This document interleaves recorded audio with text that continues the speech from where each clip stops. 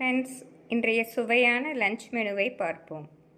மிக டேஸ்டியான முருங்கைக்கீரை ஸ்டஃப்டு சப்பாத்தி. முருங்கைக்கீரை சப்பாத்திக்கு ஏற்ற சாம்பார். முருங்கைக்கீரை ஸ்டஃப்டு சப்பாத்திக்கு ஏற்ற புதினா சட்னி.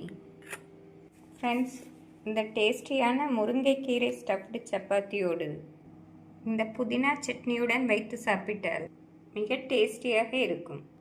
இதற்கு சைட் டிஷ்ஷாக கெட்டி தயிரும் அருமையாக இருக்கும்.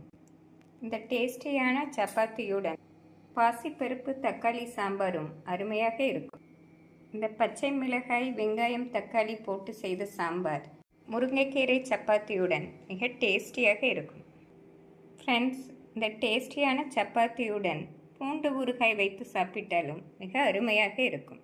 ஃப்ரெண்ட்ஸ், இன்றைய லஞ்ச் மெனுவில் மிக ஹெல்த்தியான முருங்கைக்கீரை ஸ்டஃப்டு சப்பாத்தி, அதற்கு சைட் டிஷ்ஷாக டேஸ்டியான புதினா சட்னி, பச்சை மிளகாய் தக்காளி போட்டு செய்த பாசிப்பருப்பு சாம்பார் பார்த்தோம்.